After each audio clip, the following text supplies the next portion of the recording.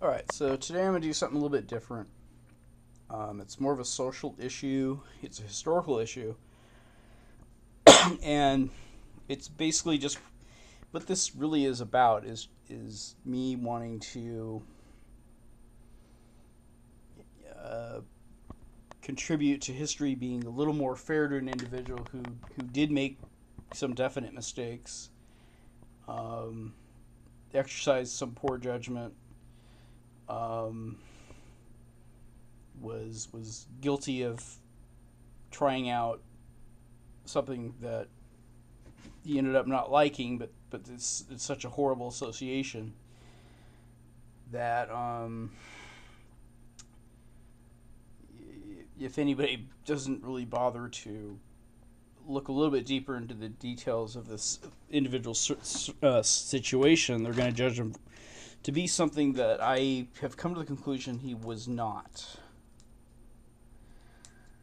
And I'm in general, I'm finding some of the things that are written about this individual to be a bit fantastic compared to what comes out.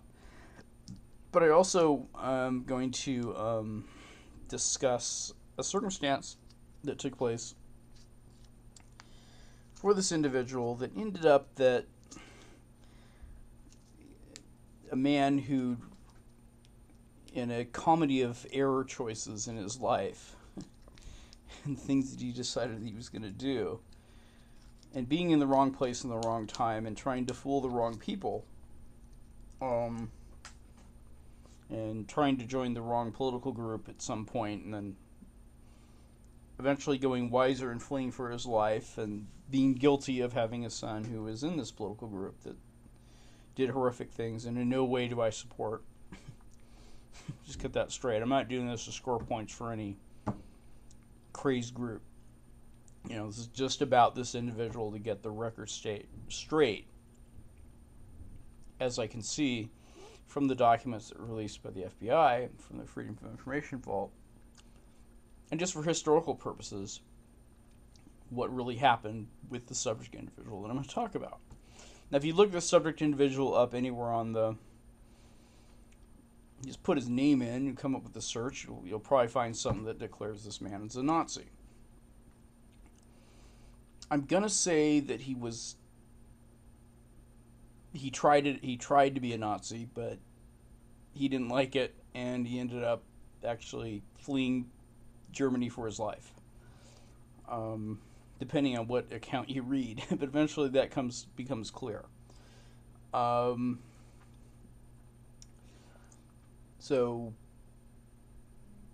he tried to pretend to be a Nazi, but that didn't work out so well for him. So, don't know if he actually tried to rescue anybody from harm, but he did get in trouble for doing something he should not have gotten in trouble for, because the Nazis, pure and simple, horrible people, did horrible things. This is not about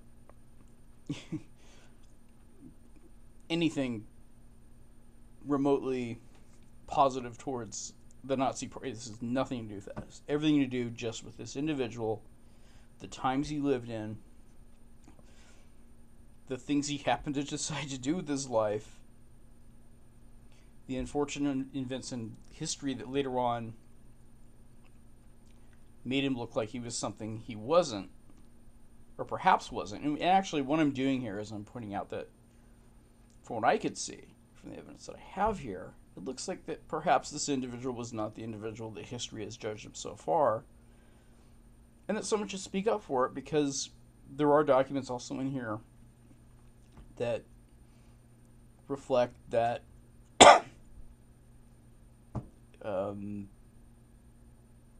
the family, in the long run, when everything was over and years later, or at least his wife, wasn't very happy about the idea that history has still judged this man to have supposedly done what he was accused of. The man's name was Bernard Otto Kuehn.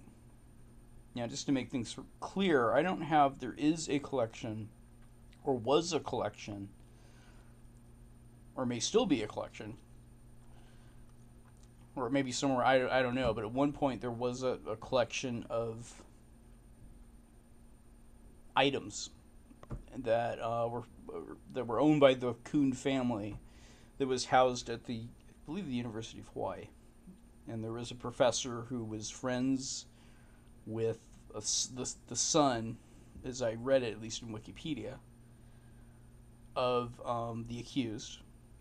And it almost seemed like he was trying to work on clearing up the record, I think.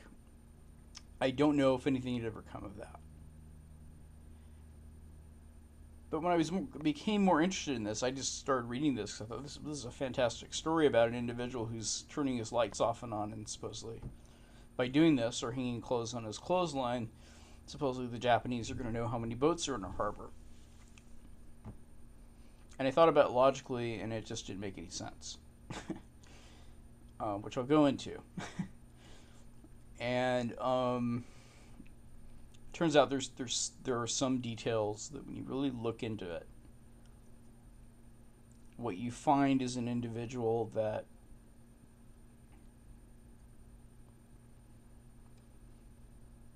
just didn't have a sense of the kind of trouble he was brewing for himself, and just simply wanted to send $500 to his son in Germany, and did a bunch of really idiotic things to accomplish that. He did break the letter of the law.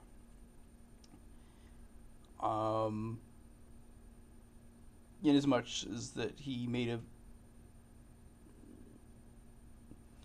very educated guess as to how many boats were in Pearl Harbor before the attack, and provided that number to the Japanese.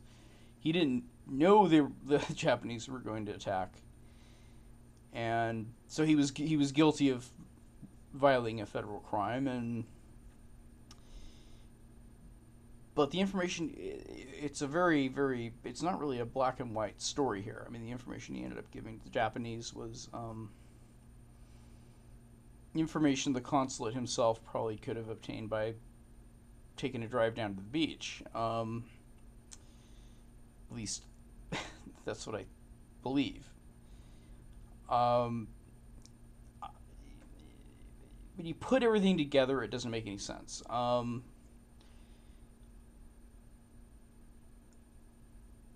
then I will get into more details. So basically, the accusation is that somehow, in some way, Mr. Kuehn would befriend people that were, reasonably high-ranking in the United States Navy, and invite them over to their house in Hawaii, this, that, and the other thing. And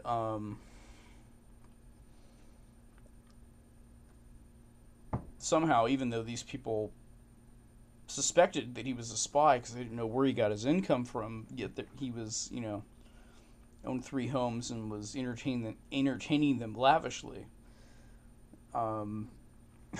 As one naval officer put it, somehow we're supposed to believe that he was actually able to get the information he needed, which is basically the number of boats and destroyers, or whatever naval war machines were in Oahu Harbor, out of Navy officers that were friends to him, but for some reason suspected that he might be up to no good. Somehow he supposedly got his information that way. And then from there passed it on to the consulate. And of course, warships are destroyers. These are big things. You drive down to San Diego Harbor, it's kind of hard not to notice there are boats in the water off the shore. And in no way am I being apologetic towards the Japanese attack on Pearl Harbor. I have no sympathy for the Japanese. It was horrible. This is just about this individual. And my point is that I think there actually is an open question is if he actually ever spied effectively for the Japanese. There's an open question if he actually ever gave them any information that they used.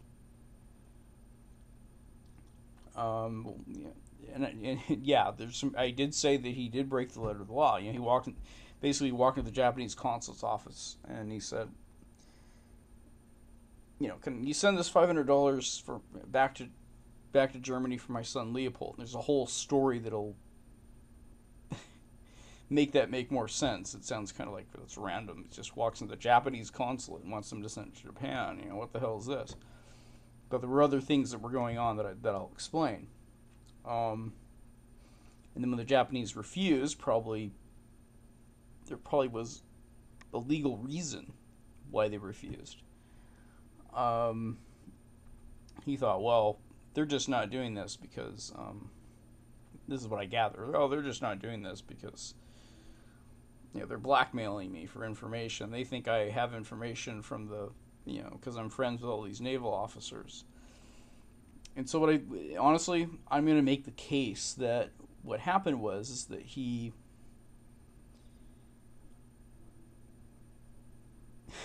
basically tried to give them just false information or information they couldn't use or look like it could be right or close to right or information he would have anyway, or get them to think that he would get more, and then by that time the $500 would be back to his, unfortunately, son, who was doing probably just the most horrific things in Germany. So I have no sympathy for his son. This is really not a black and white case. It's more or less really a study of how people behave in times of crisis.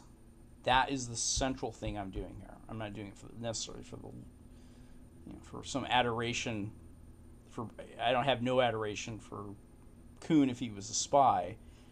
And just as a human being, I just want to be judged correctly rather than I don't think some of the things were written about him are actually true, is what I'm going to say. So it's really not a black and white thing. There's nothing you could describe what I'm talking about in a 30-second explanation, and it's not that way. You're not going to be able to say, well, he's on this side, or he's on this side, or he's really doing that, he's I'm not pro anything extreme. Okay, so let's make that abundantly clear. In fact, what I really am is I'm more or less humanist to the point that I'm really doing this just so history will judge Bernard Otto Kuehn for the human that he was, and to get it clear to actually what he was involved with, what he stuck with, what he didn't do, and the things that got him caught into a net that I don't think he should have actually got caught into. And unfortunately, he was put in the position he was put into because he couldn't go to Germany, he couldn't get his money out, and he was kind of lame, actually. Couldn't really get a job in Hawaii, or he just didn't want to work that hard, or it's just. But I honestly don't think that he actually gave the Japanese any information. And there's some books out there, you'll find them. Here's one that I'll read, and I'm just going to comment on what I think is true and not true about this before I go into details. So,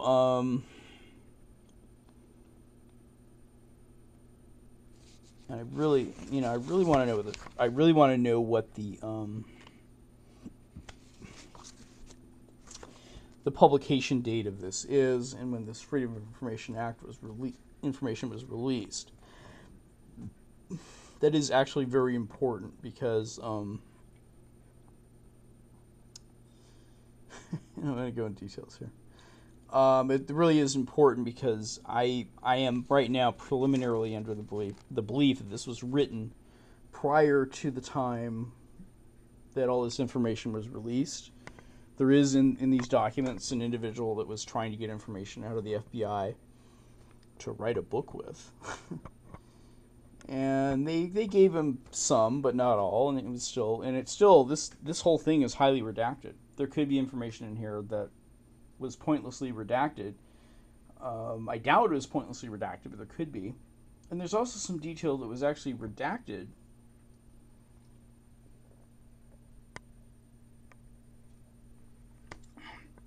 This is a stack of FBI documents in the vault. There actually is parts of the documents that were redacted that had actually been published in another form, and so there's a few pages where I've actually replaced the FBI documents with the documents from there were some congressional documents that were eventually loaded up to the Internet Archive for they're in PDF form. So I actually was able to find out what some of the redacted contents were, and there is one important fact that was actually redacted out that explains why later on the words, quote, embarrassing to the FBI was used, although I think that might be a little bit harsh.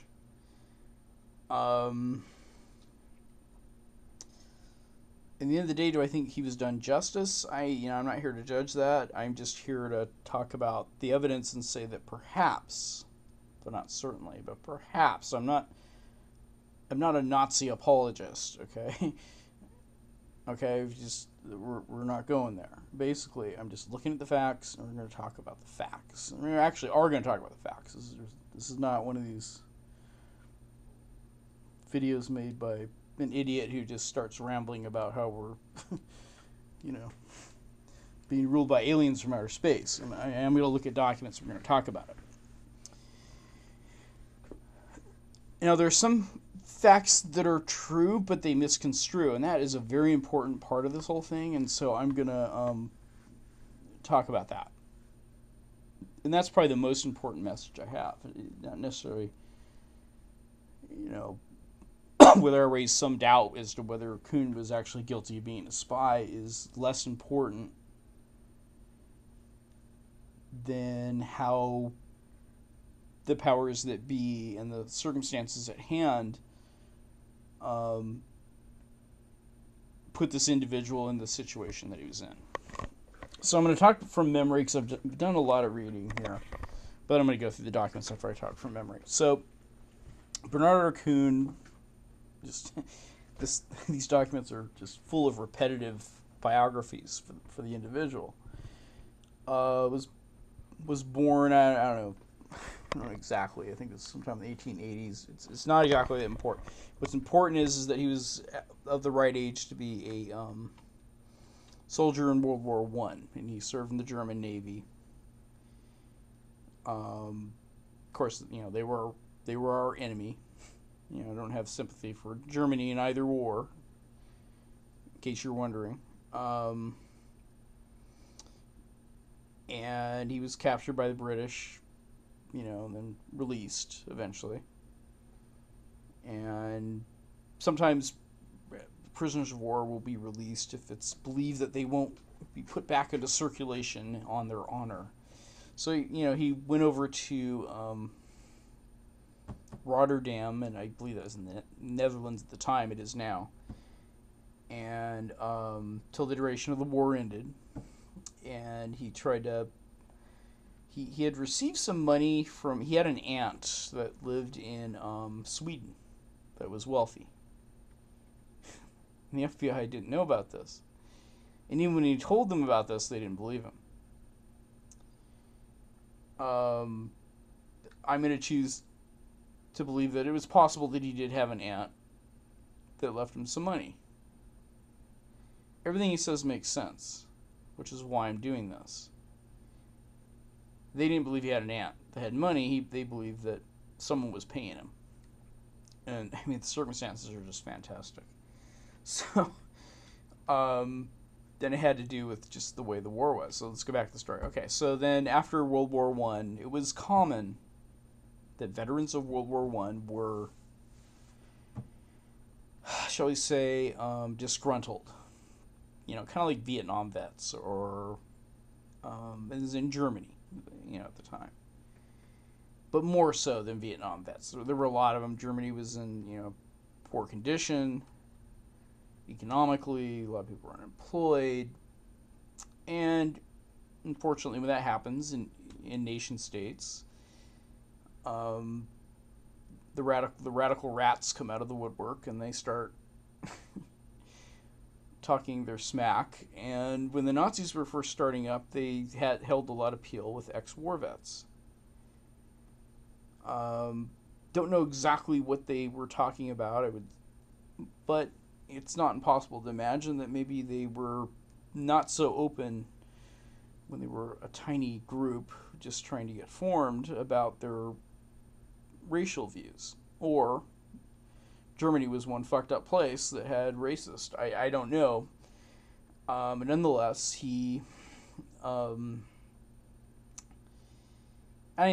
you know what? I don't think he was a racist, and I'll get to that point. There were documents to back, there's writing to back up what I say, or at least a reason to believe what I'm saying. So stupidly, and this guy, I'm not gonna say he was the sharpest, the sharpest tack. I mean, he let him. Sometimes I don't know why he expected people to do things that he asked them to do, or expected that things wouldn't get worse for him when he tried to get people to do things they did. But that's later. So what he did was, stupidly, he tries to join the Nazi Party, and they let him in initially, and he was unemployed. He just wanted to get a job. So they go, okay, well, I think this is before they were in power. And they said, what we want you to do is go down to some city over here, or maybe they had just come to power. I'm not clear on that. I'm not going to get into that much detail. Go down to this city, and I want you to spy on the police department and come back and tell us who's loyal to us and who's not. And a lot of this story that I'm telling you is according to what Bernard Otto Kuehn said. But you have to remember that he was only convicted because of what he had said. So what he admitted to, and I'll get to that part of the story. So he goes down there and comes back, and he doesn't say what he told them, but he was fired. He didn't do a very good job. Apparently they didn't think that he had found all the disloyal police members in some town, or city somewhere. I forget the name of it. For their taste, and they thought certainly he was just collecting a paycheck but not doing his job. At least.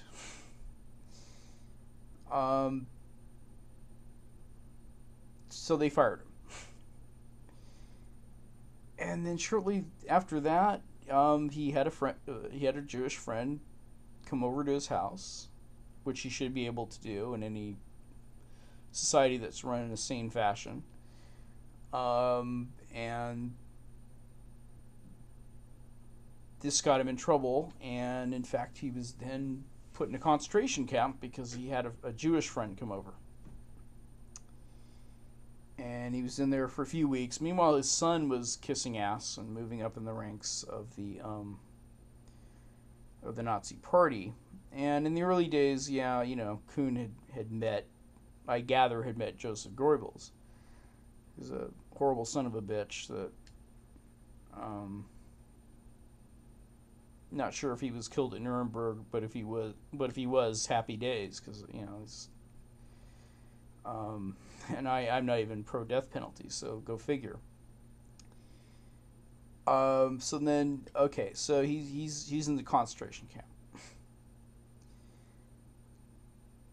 then his wife, who is just, you know, the kind. I gather that his wife is the kind of person that just she just thinks whoever is in charge is right or something. Just not really. I don't think she was a very deep thinker. So if the Germans were winning the war at that point, she'd, praise them. If they lost the war, then she would condemn them. So that kind of person. Wealthy, demanding, all that's clear. And Kuehn would sacrifice for her, and I have to give her some culpability to get the the record here clear here. And her son from another marriage was, moving up the ranks as a stormtrooper in the frickin' Nazis. So he was the son was no Jewel of the Nile. He's the son of a bitch, probably. He was our enemy. Certainly when we were invading Germany, he would have picked up a gun and fired at Americans. So he's no friend of mine. But he's part of the story, unfortunately.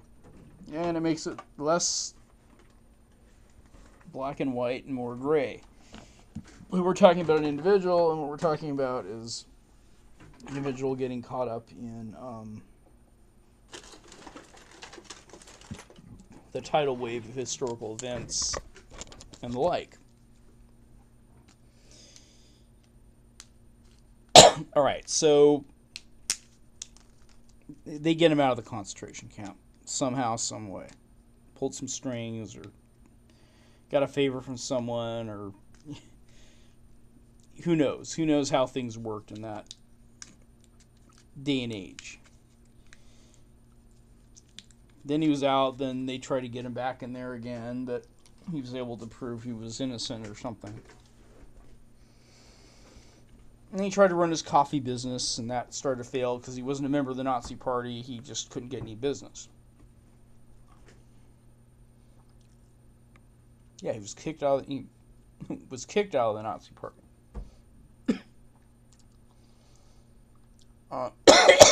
Now, would I feel better if the story was that he'd actually ran from the Nazi Party and stood outside of Berlin with a protesting sign in his hand? Yeah, I'd feel a lot better about explaining what my real point is just the tidal wave this guy got caught up in.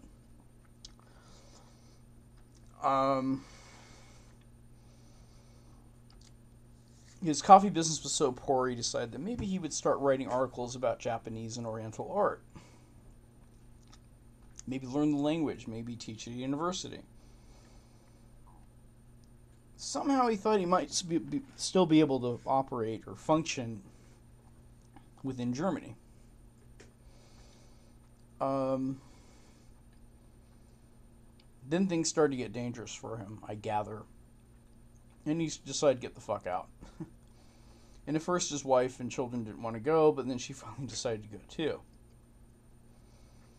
So he got on a ship and went to America with 10 marks in his pocket. But he still had that bank account at Rotterdam. So he had enough money to get to America, but you weren't allowed to take any money. This is very important. You weren't allowed to take any money out of Germany during the war. So so he goes, takes a boat,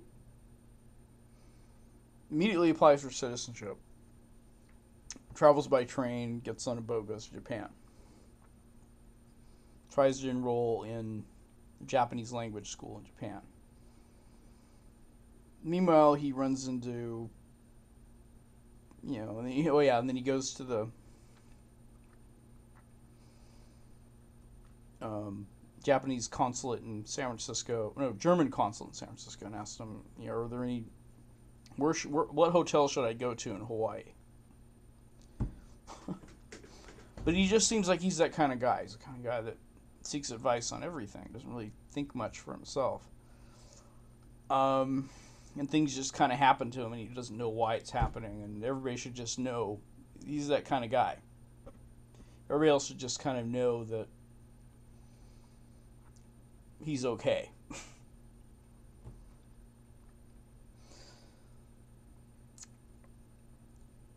So sometime in here, he goes over to Japan to attend this school. But I think at around the time, somewhere in between there, it's not clear. I'd have to look exactly, but he got pretty big inheritance from his aunt who died in Sweden, and it was deposited in his account at Rotterdam. Pretty large amount of money. We're talking maybe 10,000, maybe something like that. Now, over the course that he was in Hawaii, it turns out, his wife also had some property over in Germany, and so she had to smuggle this money out of Germany once Mr. Kuehn's money was taken from him. Because what happened is he started to live off the money that was left him from his aunt, and actually used that to buy some property in Hawaii, then immediately gave it to his wife. He went over to Japan. It didn't really work out. He wasn't learning anything at the school. It was just kind of like he thought he'd just sit in class and stare at the wall, and suddenly he would just learn Japanese. He really was that kind of guy. Things just kind of happened to him. He just kind of didn't know what he had to do to fill the role he needed to fill when he was doing what he was doing. So he comes back. He goes to the University of Hawaii to learn some Japanese. I don't think he learned much, actually. He, okay. So, goes back to Hawaii. His wife meets him there. He buys a couple properties with the money that was from his aunt. I think it might have been $30,000. This is in 1940. So, I wouldn't mind having $30,000 now. And it's 2015, 1940.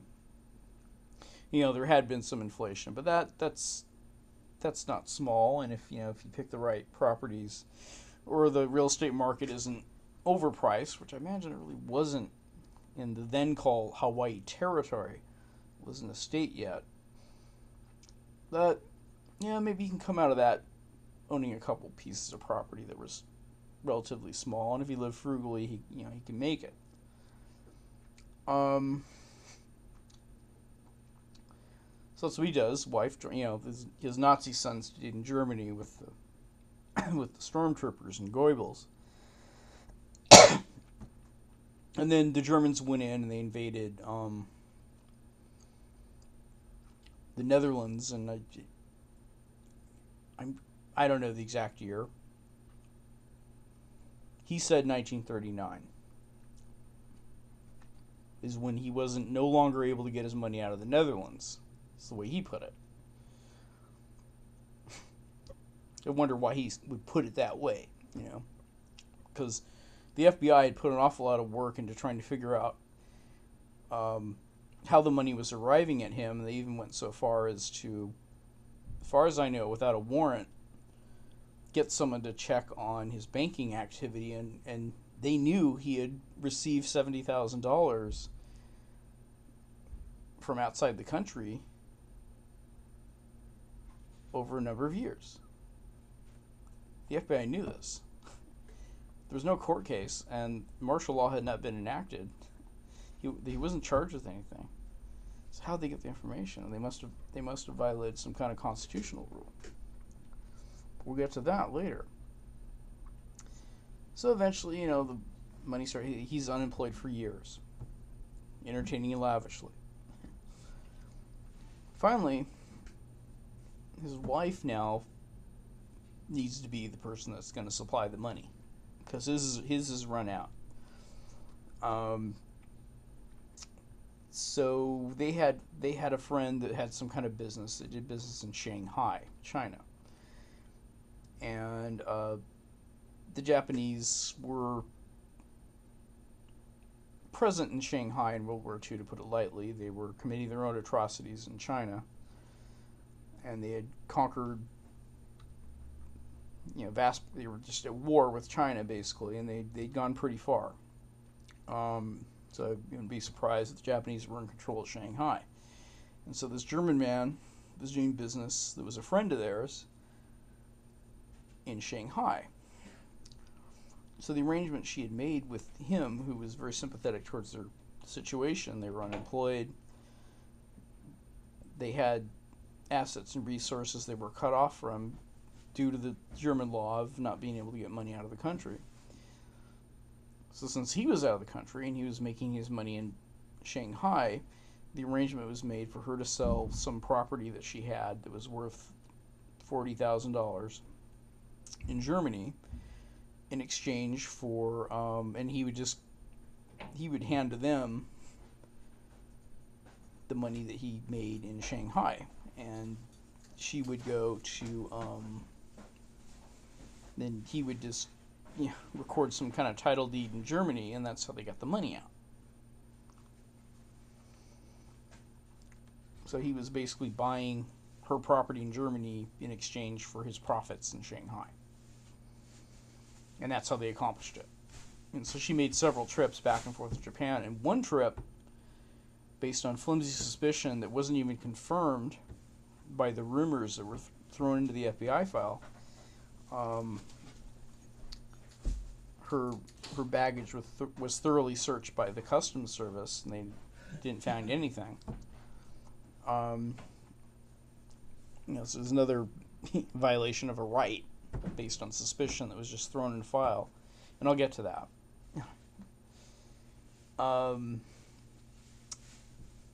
Eventually, she was able to deliver the $6,000 down payment and another chunk of $10,000, but the whole price was $40,000. And then at some point, as their friend in Shanghai would get this money, would earn his profits or sell whatever the hell he did in Shanghai, he would he didn't want to go to Hawaii. He asked the Japanese consulate to deliver the money. And this guy just, I don't know what, I don't know if he wasn't allowed to write his confessions. He has 2 confessions in there. The way he wanted to, or he's just a blockhead. Ended up being revealed that when this mysterious Japanese man appeared at his door and knocked on it and threw down $14,000 in cash on his table, and Kuehn openly admitted no one would have known this happened unless Kuehn wrote it down in his confession. He did. Of course, the Americans believed that he was getting that money as compensation for spying and not as just basically the Japanese consulate acting as trustee for delivery of funds that were due to Mrs. Kuehn. So eventually Mrs. Kuehn, he got this money, and suddenly at some point late 1941, Mrs. Kuehn was insisted that her son Leopold, who was a frickin' Nazi stormtrooper, which explains why whenever they would get into discussions with the Navy, people would come over and get into discussions with the Kuehns, public sentiment was not on the side of the Nazis at all, or the Japanese. Which is why there was even a file on this person. And I'll go into, before I look at the documents, I'll go into the history of, or the circumstances at the time. But the reason why she was really speaking up for her son, it was out of her care for her own son, who was committing atrocious war crimes, as history would later reveal, most likely. She would defend, the German government of the day, and he would write in a few places that this embarrassed him. All right, so what were the circumstances? And it's the first kind of anything that was written about Kuehn was written in 1939. This is on February 11th, 1939. Now, what was going on February 11th, 1939? What were the circumstances at the time? According to Kuehn's own confession, He was a student in Hawaii,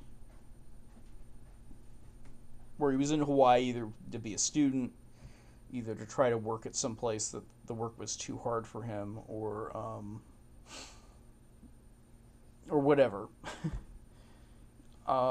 This what's important is that was the political situation between the United States and Japan and Germany at the time.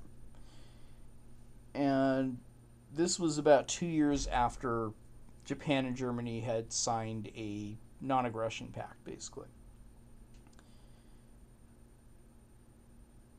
I don't know if this was before Germany and Russia invaded Poland. Maybe I should look that up just for... But just as a side comment, Russia may have been just as much of an enemy to us as Japan and Germany. Let's see.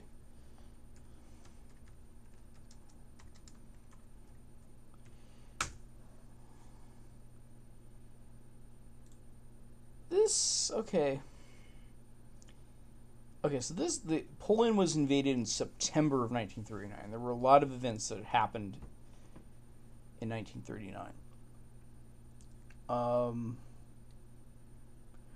So at this point, Germany had this was before the phony war.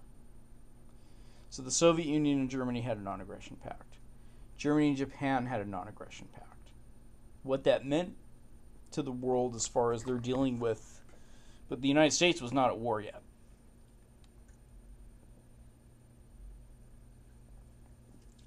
The United States wouldn't be at war for another 2.5 years. But certainly public sentiment was not on the side of Germany. Now the Germans were trying to work ahead of time. The Germans were trying to get... they were aware that there were plenty of Germans that had immigrated to the United States.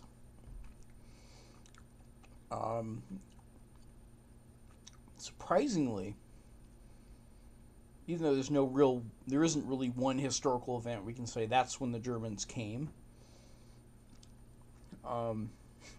Such as the mid to late 1600s, that's when the giant wave of people came from England. We know when the Dutch came. We have a general idea when everybody came, but it was more like just this flow of people slowly and surely, but significantly over time, had come from Germany, to the point where there was a significant German population in the United States. And a sizable number that were first or second generation. Well, the Germans had come into power in Germany. And February 20th, 1939, which I will... There's actually a shocking video on YouTube. That was certainly designed to shock. So what the Germans were trying to do is they were actually trying to get the United States as an ally. They were really trying to get these masses of German ethnic people to form an American version, I guess, of a Nazi party. It was called the German American Bund, and I was shocked when I saw this. The video I'm going to show you now is after this happened, they just took a nosedive. And then Hitler just kind of disassociated with themselves. And the strategy for Germany with regards to America at this time, because of course Germany did want world domination. They wanted to take over the world. This was... Obviously, they had America in their sights even back in 1939. And so let's show this video. Let's see if I can find it.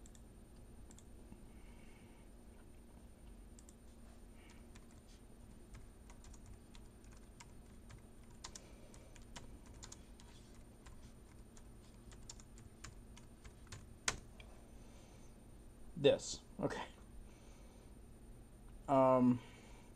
This guy, because there's a guy named Fritz Kuehn, which the last name is coincidental. And he openly supported Nazi Germany. And what he tried to do is get Germans to show up. This is February 20th, 1939. Madison Square Garden, New York's premier entertainment. Guess I'll turn this down. And I'll just show you the video when we get to the point where the appearance is really, it's scary, except for the fact that, okay, here we go. So that, let's see if we can just go here. That's George Washington. Okay. I mean, that's insane. So there's about maybe 20,000 Germans from across the country who paid to go to Madison Square Garden and listen to this dude, Fritz Kuehn, do his little speech. Now, obviously, let's just start and notice the last name. It's pretty damn close. There's no mention of the German-American Bund in the FBI file, but you know what's going on. Okay?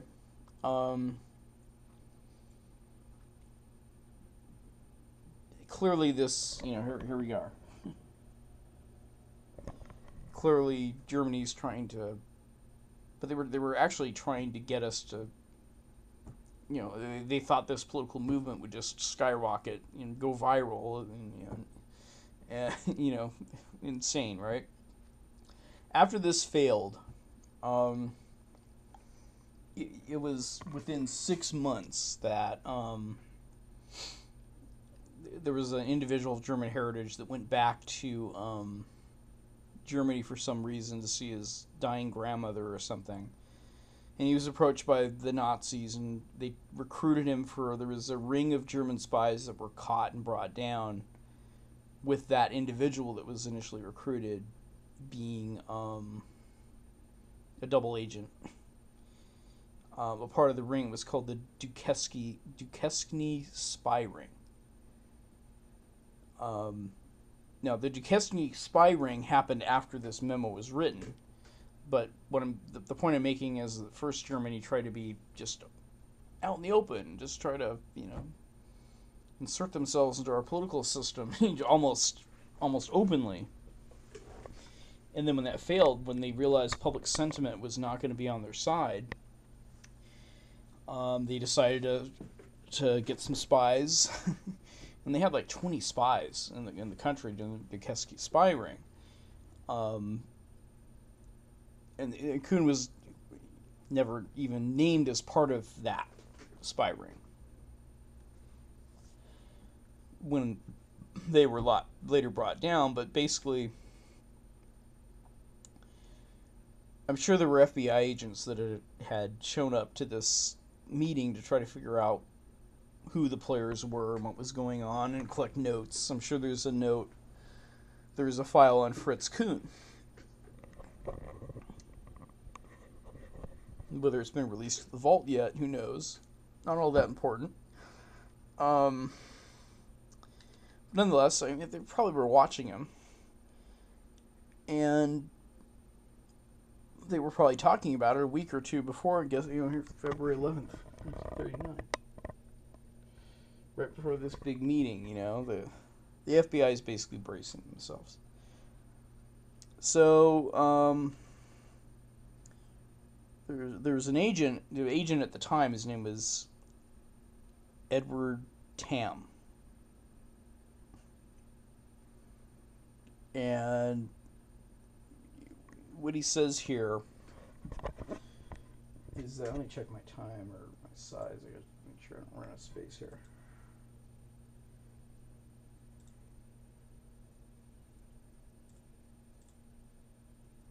Alright. This is about halfway, and then I'll have to stop. And then start maybe a second part, because this is going to be long.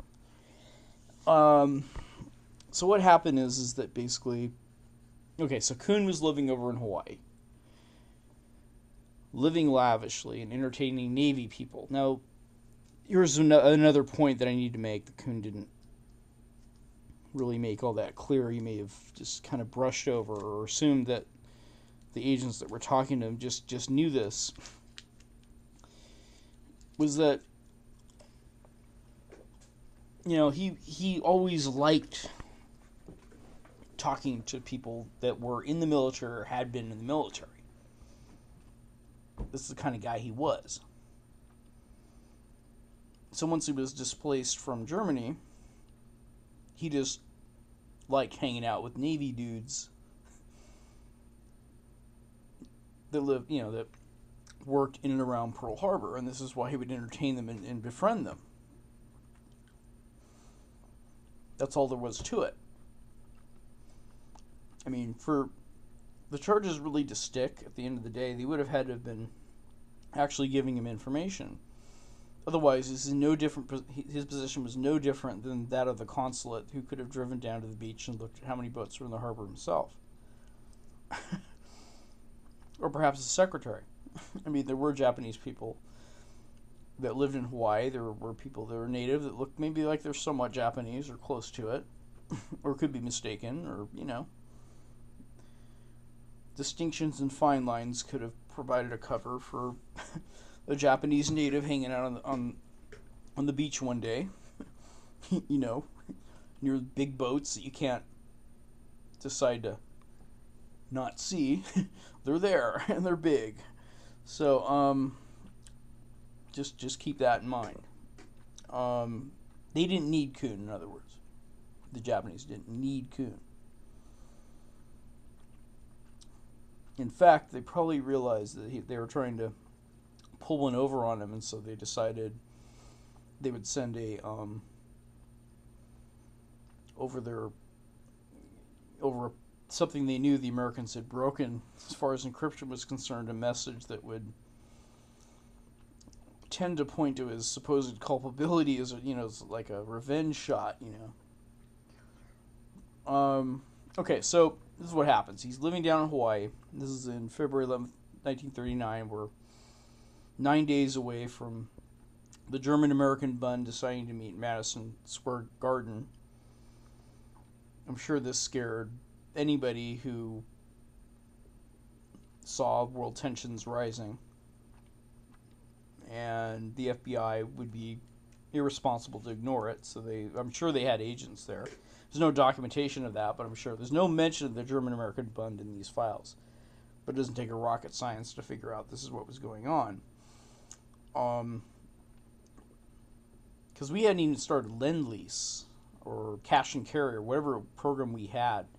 We didn't start that till 1941. In other words, the Germans they were trying to kind of convert us from within. They weren't trying, they didn't have, from their selfish point of view, didn't have any reason to be pissed off at us yet. Neither did the Japanese have any reason to be pissed off at us yet. Although, he does say in his confession that when he was over there in 1936, they were wanting to know if he had any information about America. So they were planning some kind of conflict with America years before, or anticipating it could happen years before Pearl Harbor. If Kuehn recalled that correctly. So, basically he's just living there, doesn't have any income. His wife is getting large cash drops for her sale of her property in Germany every once in a while, and they're able to maintain their lavish lifestyle with no income. And the naval officers are wondering about this. And one of the naval officers happened to be friends with Edward Tam, and this naval officer finally decided, well, he's going to let, now that the German-American Bund is out there, I'm sure it was in the news, was going to let the FBI know about this possible German spy, because, prior to that, it's almost like a crazy idea. Why would the Germans be spying on us? We're neutral. This is in 1939, not 1942, when we were definitely at war with them. So, basically the the informant wished to remain anonymous. This kind of stuff. So basically, let me read this. This is the first thing that's in here. The attached anonymous memorandum contains information concerning a Mr. and Mrs. Kuehn in the Hawaiian Islands who are believed to be espionage agents.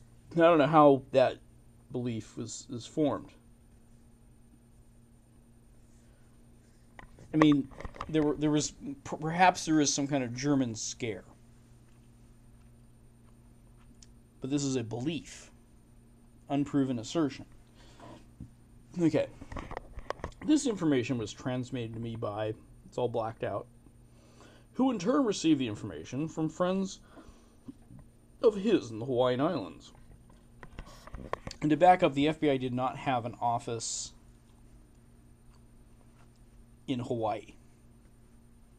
And apparently Mr. Tam was working in and around Washington, D.C. at the time.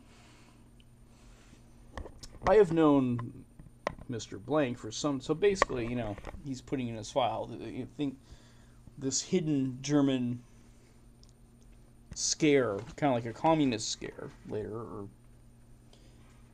we have these scares, fashions of the day, where people are able to be pointed out as possible bad guys because of this. It's kind of like in this day and age me saying, well, I got this memo from someone that I'm not going to tell you who it is. The guy wants to remain anonymous, but he believes that this guy down the road is a spy for ISIS. That kind of thing.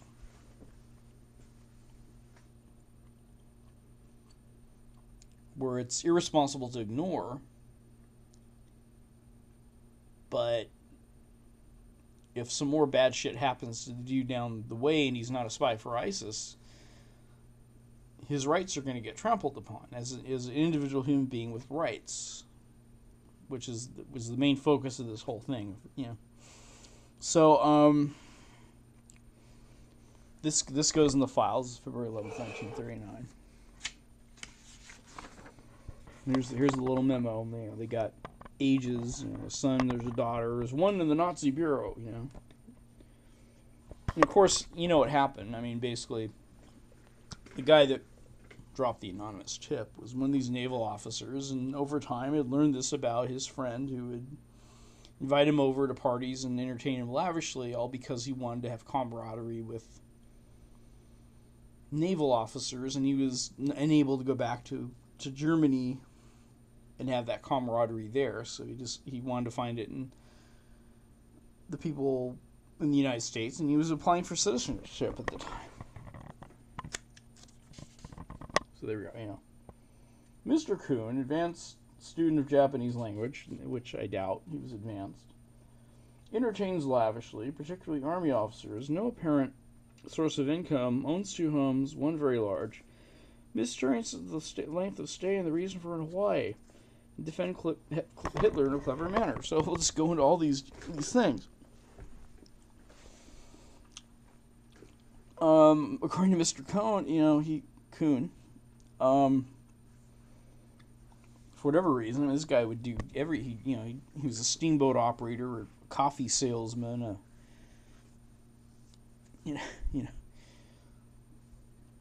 a Nazi spy on a local police department. Now he wants to write articles for. Then he started writing articles for Oriental Art for reasons completely unclear. He just picked random things out of his ass and decided to do it. And then he had to flee his country for his own safety. Had to smuggle money out of the country.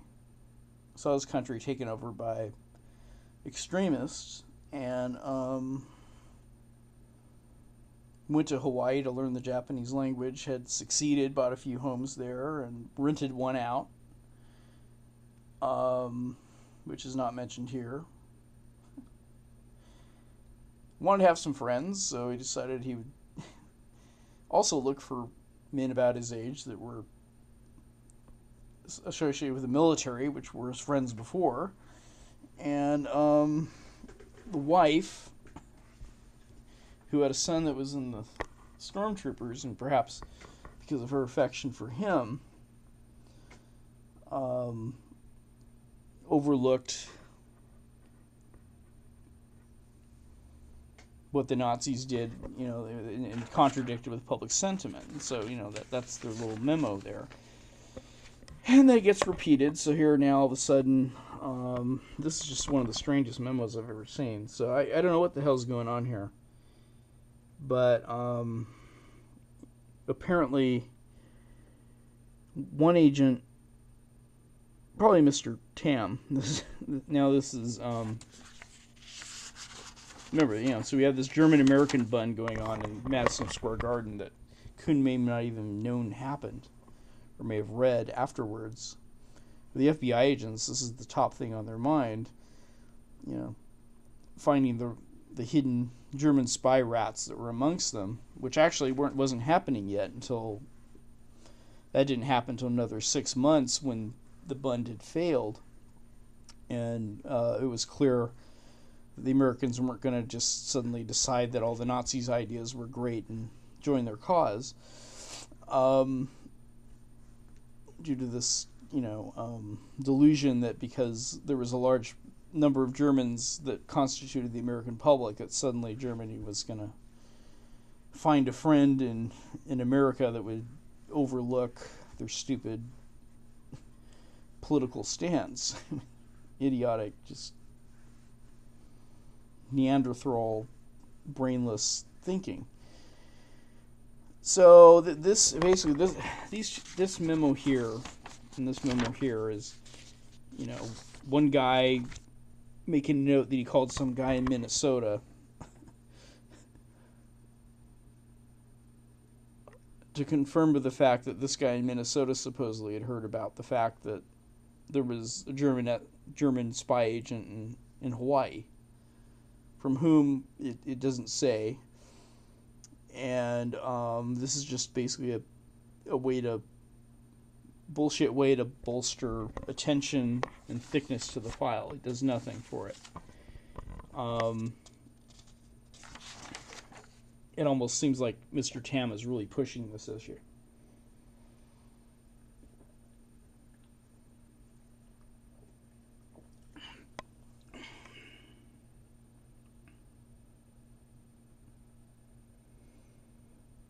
Yeah, this here, and then as soon as Edgar Hoover gets this, we're gonna weed out these German spies, So he's gonna type a memo right away and send it to someone, over in, use terms like special agent, Okay. And then write another letter, all this crap. Basically. And this is the guy from the St. Paul office writing back to confirm that he had talked to Mr. Tam, and Mr. Tam had written his own memo, but it's redacted, but we know it's Mr. Tam. You'd have to be pretty dumb not to figure that out. And so this keeps going on, and then here's some memo a memo written on May 1st states that on May 2nd, which would be tomorrow, making that impossible,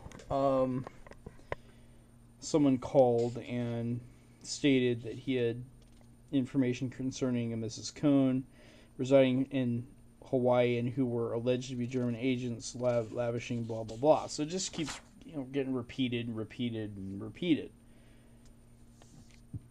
And then there's a guy named Guy Hotel whose significance in history escapes me, but there's a Wikipedia article for him.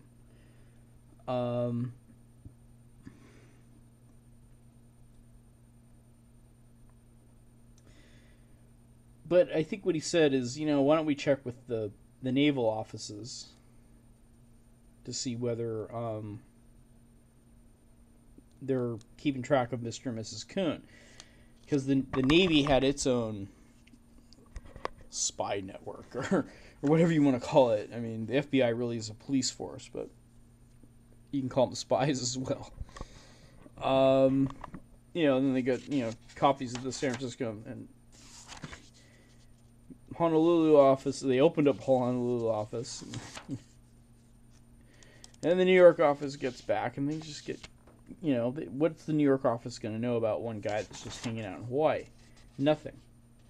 So finally, they inquire with the War Department, and somewhere in here, as the message gets spread around the room, when the kids sit in the circle, and the first message goes in the first kid's ear, and they go around, and when they get to the 30th kid, well, what did I say to the first person? It's absolutely different than what the first person was told, and basically, the rumor grew to the point where supposedly now the War Department was aware of them and had a file on them.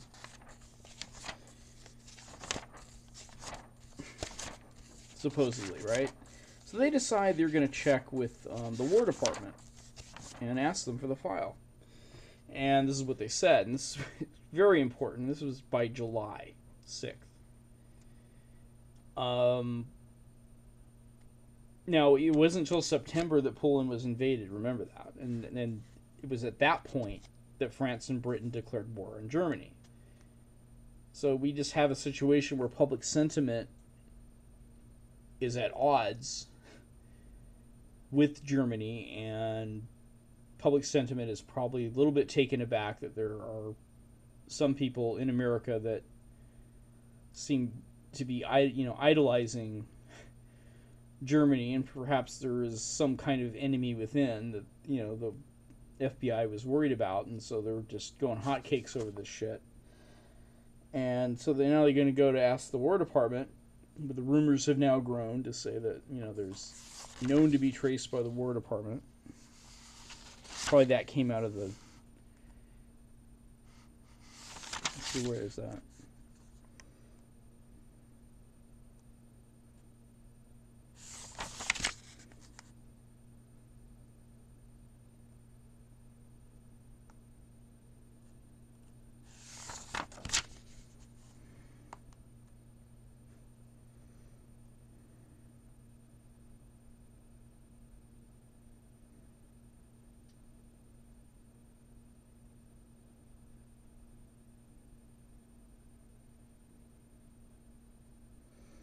You're talking here about they just presume that the enemy within is only lavishly entertaining people to find out their Navy secrets, but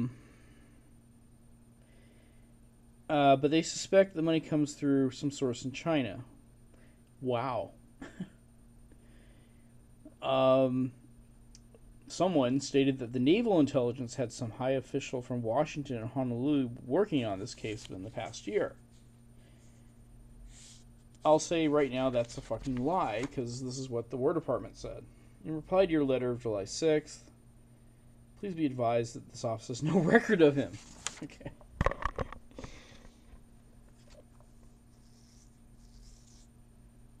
However, this wasn't enough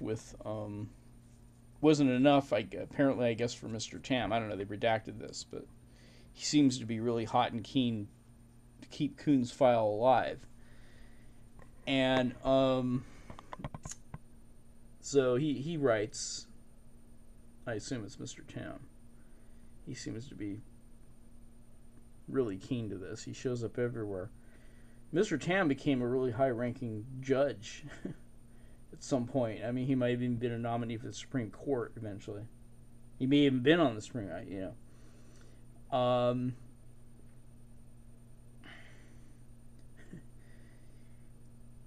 And the way he rephrases it is not that we have nothing on this dude, we never heard of him, thanks for asking, crazy. Instead, a week later, they decide to write, well, they had nothing new other than what we already knew. Which is bullshit. Then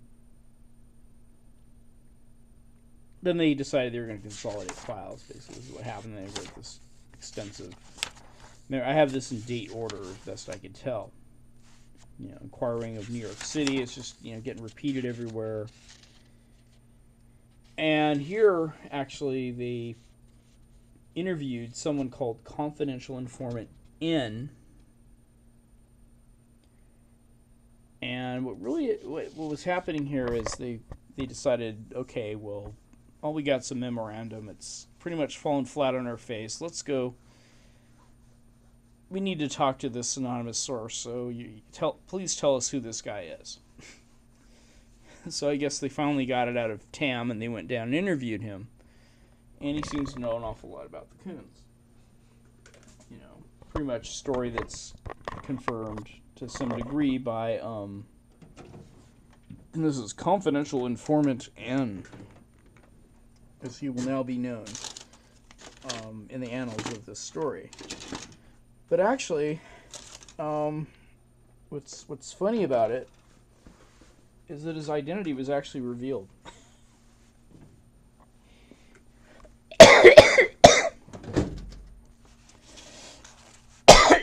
Because here's, there's some documents for, Congress investigated into Pearl Harbor, and there's a number of PDF documents out there, and there's some later redacted,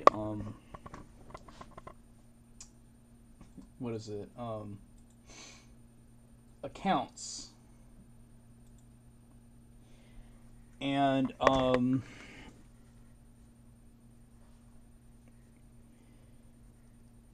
it says something like confidential informant, and then it's all blacked out. And then later referred to in the same memo as confidential informant N.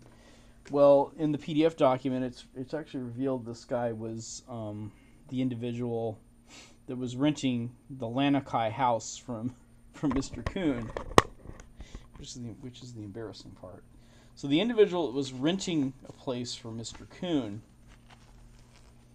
was providing this information and suspicion to the FBI.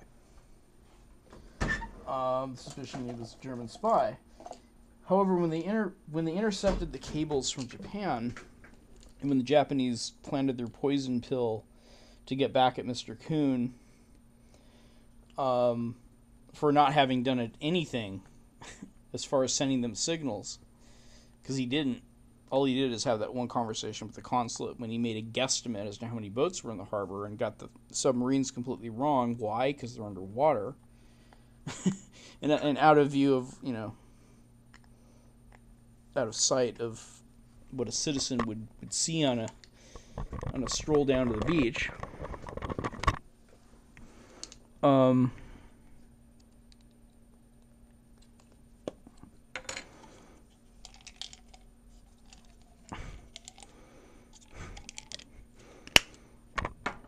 The cable included signals from the Lanakai house where a Navy officer was living. And that part kind of got swept under the carpet.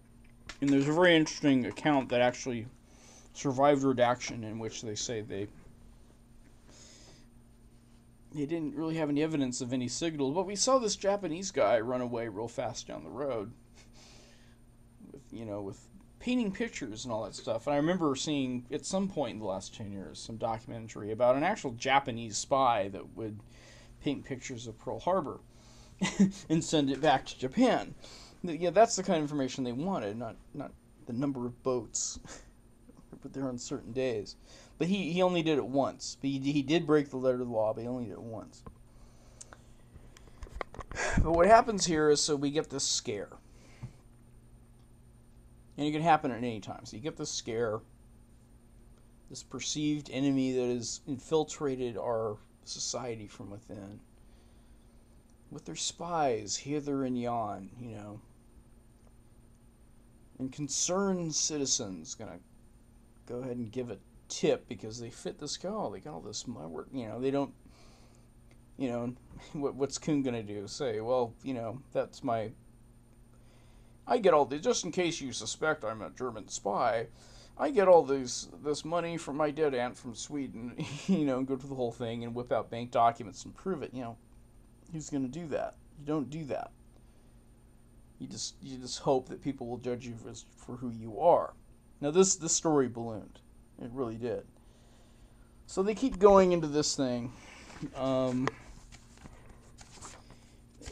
Basically, it should have been dead. Mostly.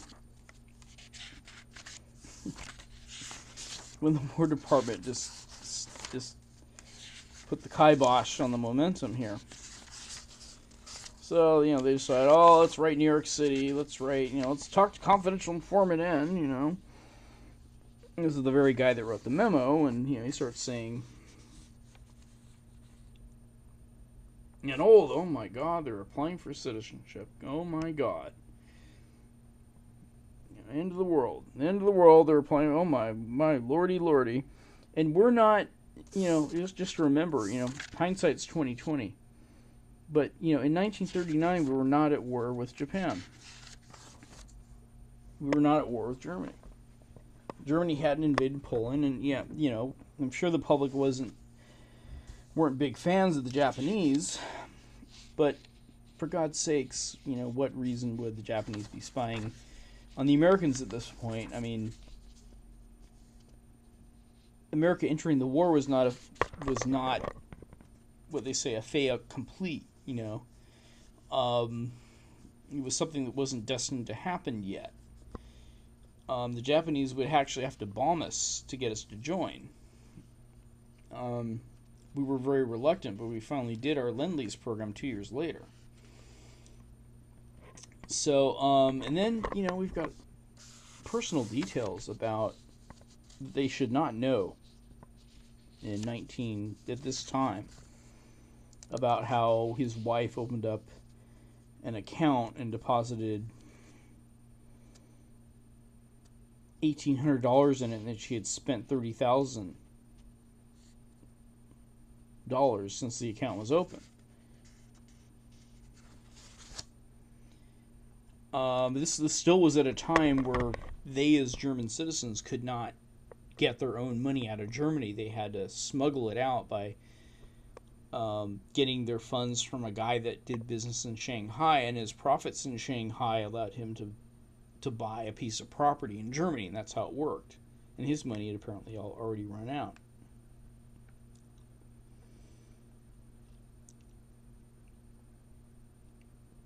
And because this guy was living in his house, and perhaps using his car or something, there was some kind of Buick policy here that this confidential informant decided he would pay half of, and provided them with a copy of the bill, which still was in the FBI file, as proof that he knew this guy. Okay, so then, the rumors start going again, and we're still in 1939, but this is October.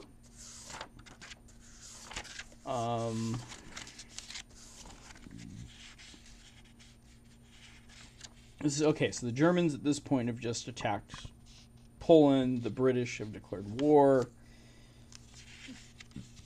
So now, suddenly, it's okay to ask a confidential informant everything that they know or are aware about someone's private life and throw it in the FBI file.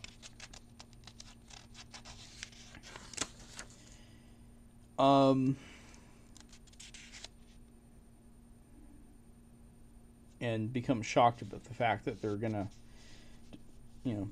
try to apply for citizenship all because they're what? They're German.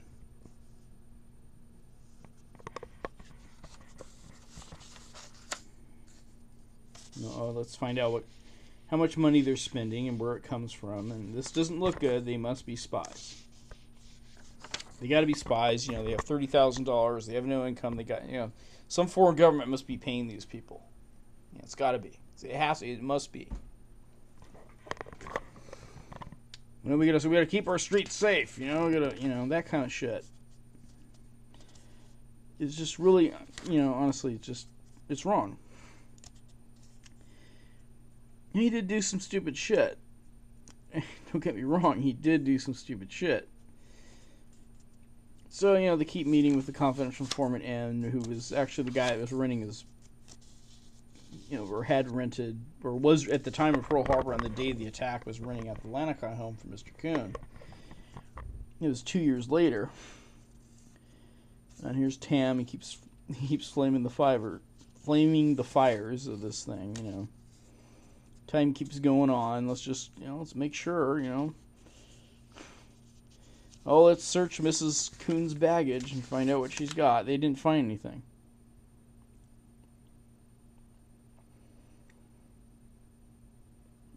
But apparently, confidential informant N had been informed what Kuhn later claims as to how the money's coming. They do note that he was once a member of the Nazi Party. And that the guy said that he did not agree with the new government. Pretty much stuff I'd gone over here. And that they're laundering money out of Germany into America through a Dr. Homburg.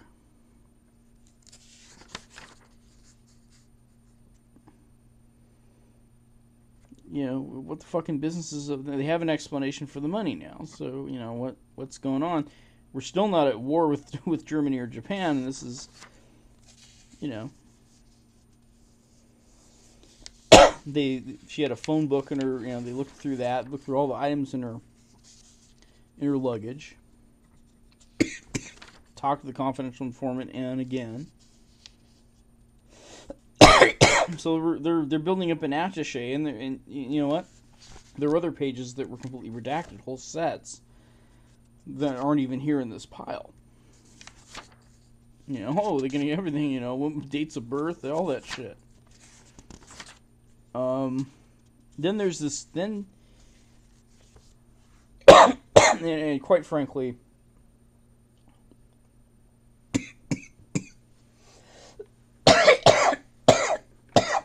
this I think was just purely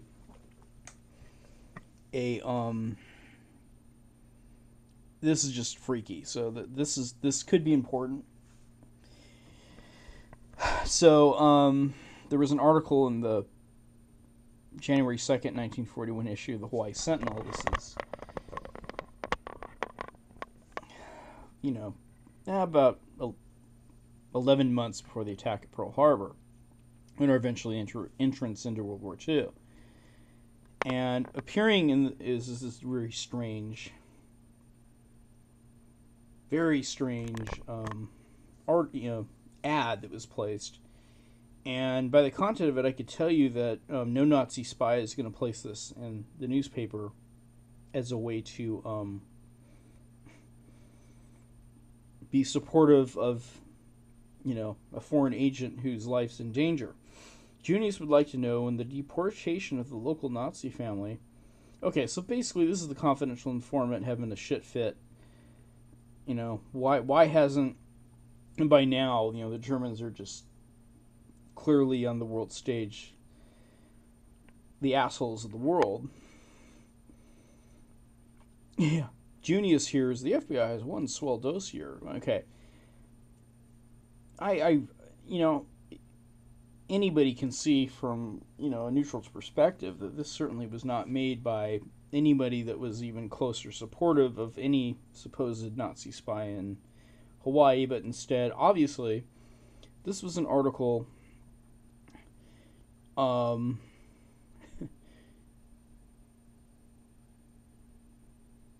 clearly it was written by confidential informant N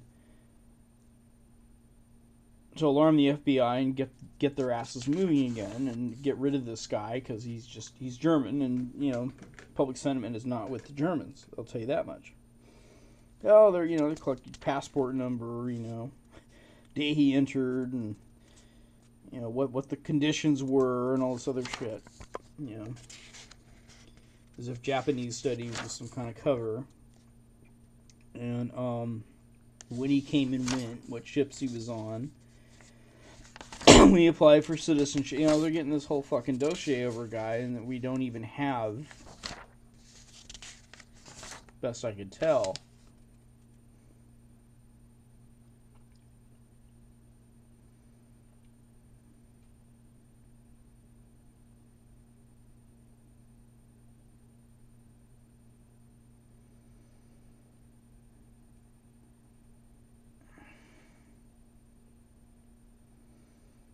And as far as I could tell by what's the stuff that's remaining that's not redacted leads me to believe by this first set of contents that we have pretty much a man who's German, who has been kicked out of his own country, that has had to smuggle funds out of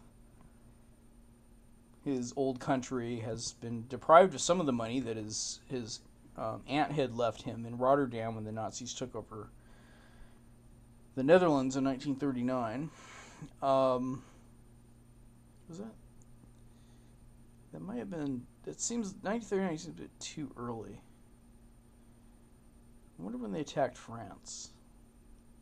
I thought they attacked Poland first, but so it seems like I don't know why he wouldn't be able to get his money out of the Netherlands as early as 1939. That doesn't seem right to me, but nonetheless, that's his circumstance. He's left the country because he doesn't want. He's not a Nazi, in other words.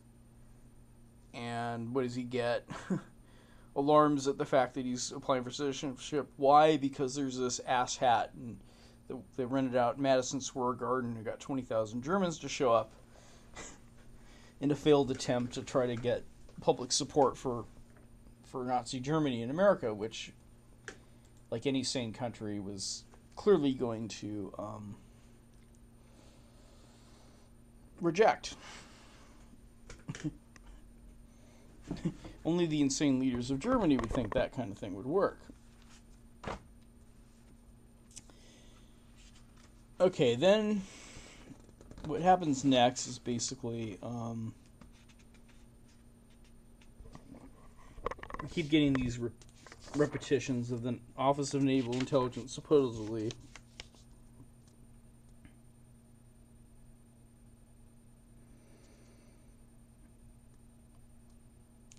this may have actually come later. Now what happened, these are the cables that came in, and nothing really happened in 1941 until December 4th and December 5th, at least as far as the FBI was concerned. What had actually happened is maybe a month or two before this, and in the year before this, what the Japanese ended up delivering $14,000 of payment number 2 for the land or whatever it is that Mrs. Kuehn had sold to the businessman in Shanghai. And then subsequently wanted her husband to go to the Japanese consulate and ask them to send $500 to their Nazi son Leopold in Japan. And the Japanese said, we can't do that. I mean, they would, tip their hand that they'd even transported money in the first place. And what Kuehn didn't grasp is that the Japanese weren't empowered with the ability to get money out of Japan. And they had a non-aggression pact. They weren't sitting in the trenches fighting side by side like the Italians were. And so he didn't grasp the fact that the Japanese had no interest in delivering money back to Japan and probably had no way to get it back to Japan. There was just some guy that happened to be in their territory that wanted them to deliver $14,000 to a place that they could arrive to, but they're not going to be able to travel from China to fucking Germany in a war zone with $500 for Leopold because Mrs. Kuehn demands this, And so he gets in this whole thing and tries to, well, I got information for you that you might want, kind of stuff. And the Japanese went along with it. But when it came down to him actually doing the signals and everything for them, he did nothing. No witness saw any signals coming from the Lanakai house or anywhere at any time, or boats or anything. They may have seen some clothes hanging on the line, but just, what is a Japanese sub 2 miles out going to lift up their periscope and look for little pieces of clothes on a clothesline somewhere up on the beach at some fucking house, that may or may not have a dormer window? Or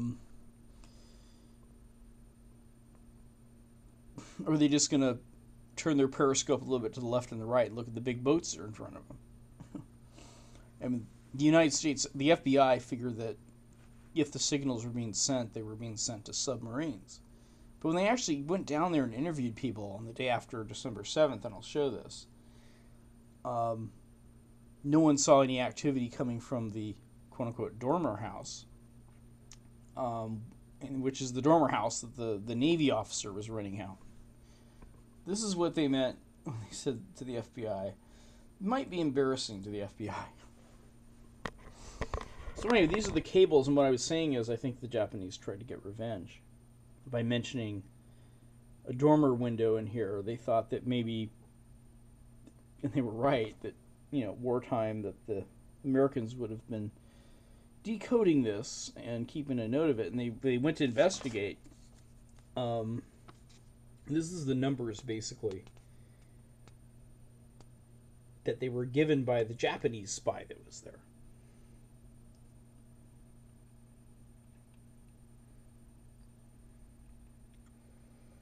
But eventually they do mention a dormer window. Now here's his confession, and the parts I have highlighted are the ones that they basically have been redacted in the FBI file. So, he's just basically dropping names of all the cool people he knows, and goes through the story that I provided.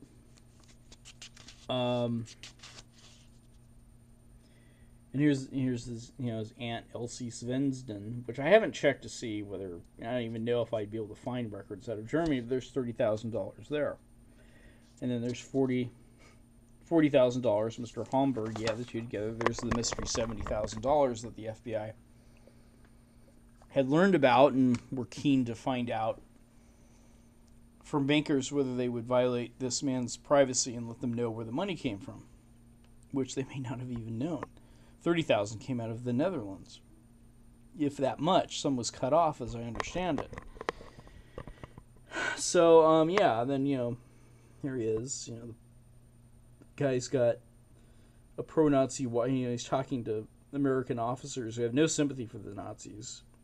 They're not crazy. The wife likes the Nazis only because they're doing well. Not probably. If she probably knew what they did, she probably might change her mind.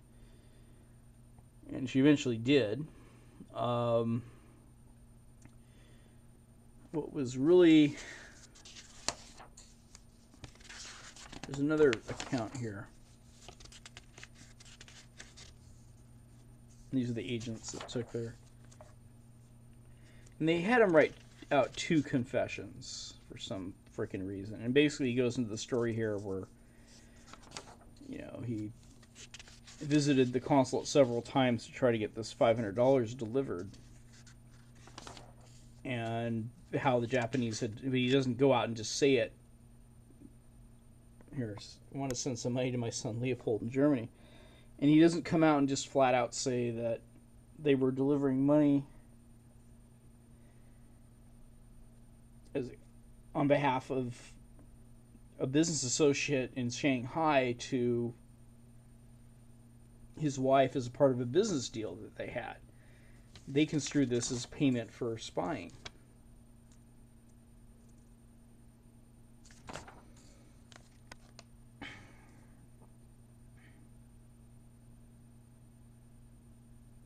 Okay. So now we have... This is when they inspected the house and the boat after Pearl Harbor's attack.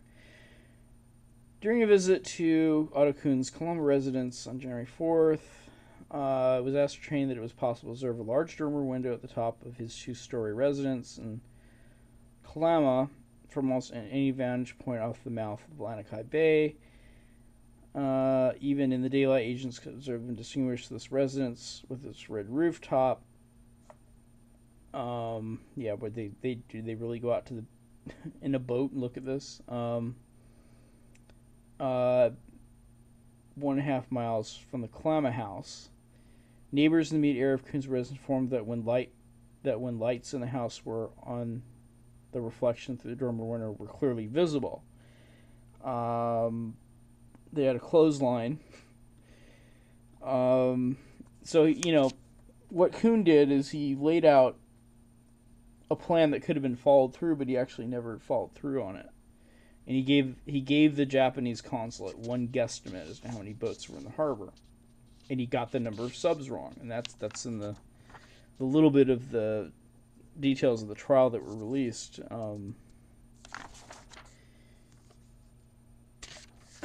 Here we go.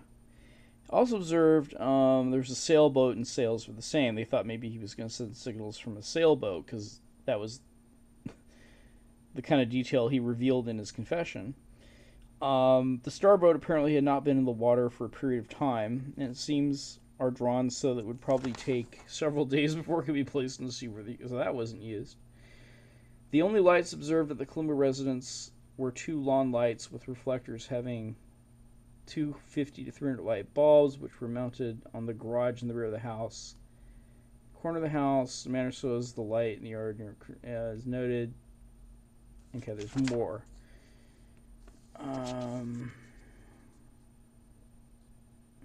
And then here it's just assumed they were spying for the Japanese government full on, and they're dormer windows and all this other shit. And what the guy just does not do in his confession is say that he was, I was just trying to trick them into delivering money for my son in Germany because it's illegal otherwise. And they have enough information to convict the guy. I mean, he did give the Japanese the number of boats in the harbor. And that information could be used by the Japanese to harm America, and sure shit it did. But so could the consulate, is my point. And these signals, I'm sorry, you're coming in, you're going in to bomb Pearl Harbor. What are you going to do? Peer at some dormer window? Or are you going to look for the big giant boats that are here at your left and just bomb them? All the Japanese would probably want to know is maybe the shape and size of the harbor for some pre-bombing debriefing, and perhaps get an idea that on the day they show up that most of the boats are going to be there.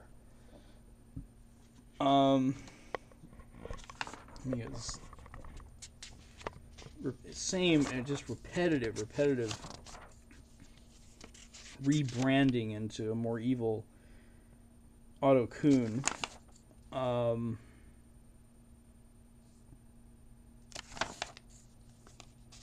Is the Junius crap. Now, eventually, there is some.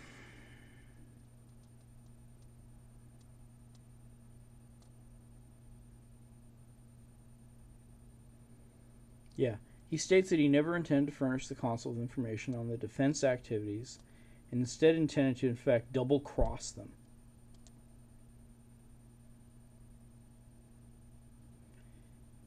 And he said, in particular, the $14,000 is not payment for that activity. They didn't care. This man was sentenced to be shot. And it was commuted because someone had the wisdom at least to consult the Justice Department. But he did spend about 10 years in prison. Eventually he was let go in 1971.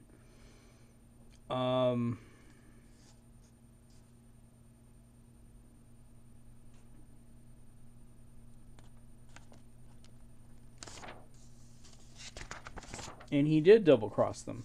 And the Japanese retaliated, and that's why he was sitting talking to the FBI agents, because they mentioned a dormer window. And unfortunately for Mr. Kuehn, his was very obvious. There's just some clippings he had around his house. Then we got upon return to the agents.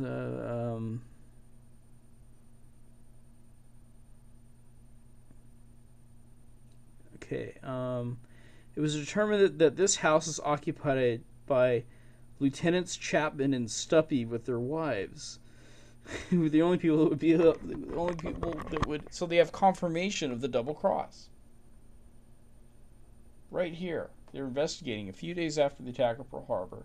They find out that the house on Lanikai Beach, with the dormer window, the Japanese were supposedly going to peer at for signals to tell them how many boats were in the harbor. I don't know how the fuck that would happen in the first place, but by some chance they were able to do this.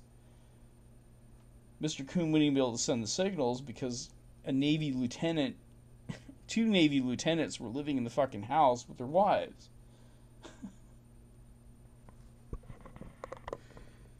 Miss Duppy, when interviewed, advised that they had occupied the Kuhn's house for a month and left there, taking the house on December 15th. Well, it was December 7th is when it was the bombing. Miss Duppy stated that her residence, she did not have any communication with the Kuehn family nor to any members of the family. Then they went to shortly after he left, red flare. Okay, then they talk about this Japanese guy with a fishing pole and a red flare.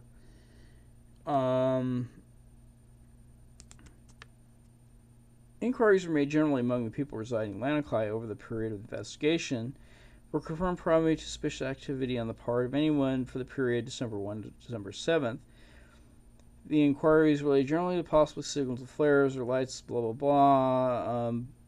Boats sailing off the beach over the period of 3 weeks preceding December off the waters of Lamakai were too rough for sailing, and is generally stated by the persons interviewed, most of whom were boat enthusiasts, that no star boats or other types of sailing vessels were seen near the beach over this period.